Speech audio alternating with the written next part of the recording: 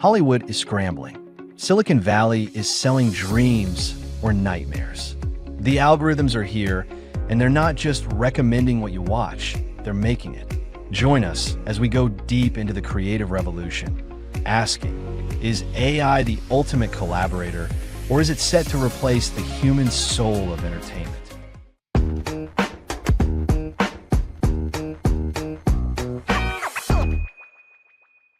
We are standing on the precipice of something truly immense in the entertainment industry. It's more than just a disruption. It feels like a total rewrite of the fundamental rules of creativity and commerce. I'm talking, of course, about the all-encompassing arrival of artificial intelligence. Absolutely. And what's fascinating is how quickly it's moved from a theoretical threat to a day-to-day production reality. Just a year or two ago, we were discussing what AI might do. Now we're seeing tools like Runway Gen 2 and OpenAI's Sora generating compelling video footage from a single text prompt. This isn't just a technological shift, it's an ontological one. What even is a filmmaker anymore? Exactly. Let's start with the film industry, the big spectacle. The most immediate impact is on the production pipeline, particularly post-production. Visual effects, which used to take hundreds of artists, thousands of hours, are being radically streamlined. Imagine automatically generating realistic background environments, de-aging an actor perfectly with a single click, or generating complex volumetric effects for a fraction of the cost. Wonder Studio, for instance, is one tool that automates the whole process of adding a computer-generated character into a live-action scene, handling the animation, lighting, and compositing instantly. That is a massive cost saver, which studios love. And that cost saving is the double-edged sword, isn't it? On one hand, it lowers the barrier to entry. An independent creator with a tight budget and a powerful idea can now access the kind of production quality previously reserved for multi-million-dollar blockbusters. We could see a renaissance of truly unique, quirky films that wouldn't get past the green light stage at a major studio because the economics didn't make sense. That's the optimistic view, the democratization argument. But the pessimistic reality is the impact on the job market. When you can replace a team of 100 junior compositors or a dozen concept artists with a single person overseeing an AI pipeline, that's a significant employment hit. We're already seeing unions fighting to establish clear rules around the use of digital replicas and likenesses, because the nightmare scenario is a studio digitally scanning an actor once and then using their AI clone forever without residual pay. The fear of job displacement is very real and is currently the central battleground in Hollywood. It makes perfect sense.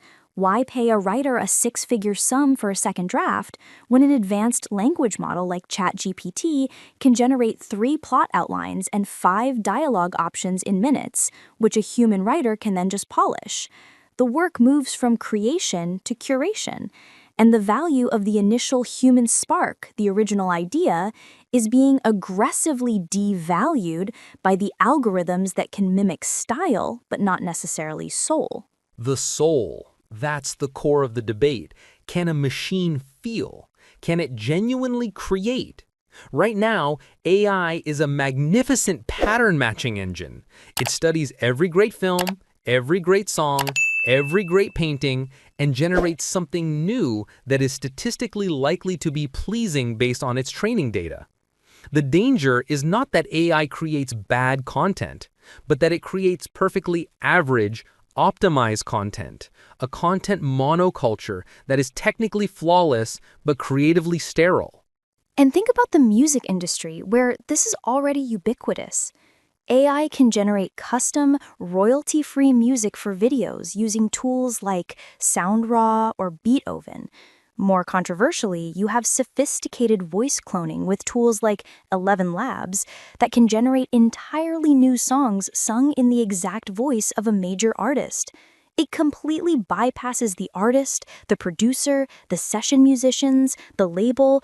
The entire business model is threatened by an unlimited supply of synthetic music. The legal quagmire here is epic. The core issue is intellectual property.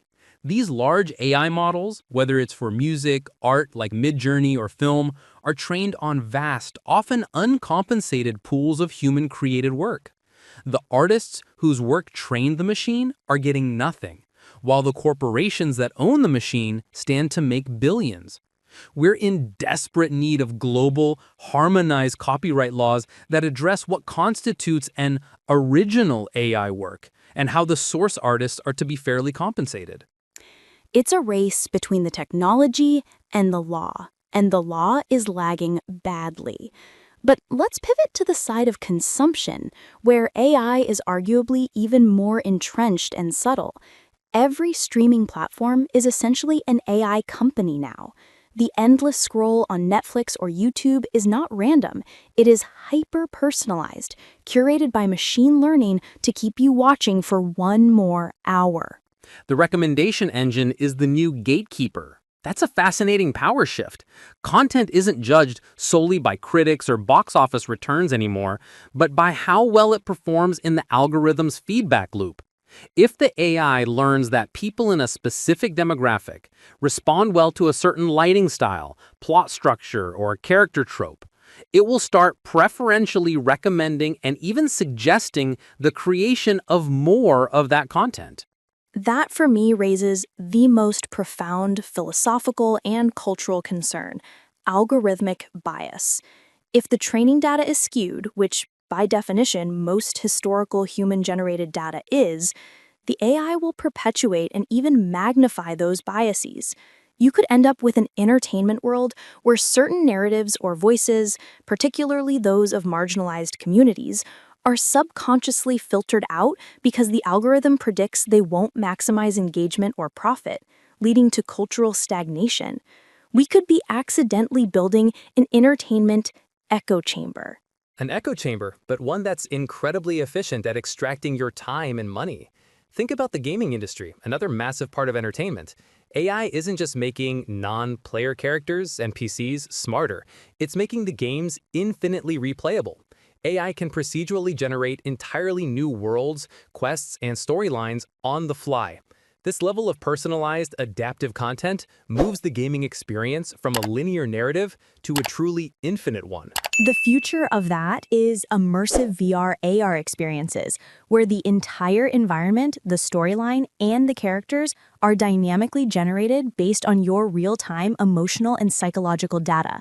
Imagine putting on a headset and an AI director, monitoring your heart rate and eye movements, is adjusting the lighting, the dialogue, and the pace of the scene to deliver the optimal emotional experience for you. That's the next level of personalization. It's a little terrifying, though. The line between what's real and what's manufactured will vanish. That brings us back to the deepfake problem. The speed at which AI can create convincing synthetic media is outpacing society's ability to cope. Soon, proving you didn't say or do something in a video will be virtually impossible. We need strong, globally adopted digital provenance and watermarking technologies to even attempt to maintain media trust. And the ethical responsibility falls on the creators of the tools, like OpenAI and Google with its Veo video generation tool. They have to build guardrails into the technology itself. The industry can't afford to be reactive. They have to proactively engage with governments and unions to define what responsible, ethical, and legal use of these powerful tools looks like. Otherwise, the speed of innovation will simply run roughshod over human rights, artistic integrity, and employment. It's a little terrifying, though. The line between what's real and what's manufactured will vanish. That brings us back to the deepfake problem. The speed at which AI can create convincing synthetic media is outpacing society's ability to cope. Soon, proving you didn't say or do something in a video will be virtually impossible. We need strong, globally adopted digital provenance and watermarking technologies to even attempt to maintain media trust. And the ethical responsibility falls on the creators of the tools, like OpenAI and Google with its Veo video generation tool. They have to build guardrails into the technology itself. The industry can't afford to be reactive. They have to proactively engage with governments and unions to define what responsible, ethical, and legal use of these powerful tools looks like.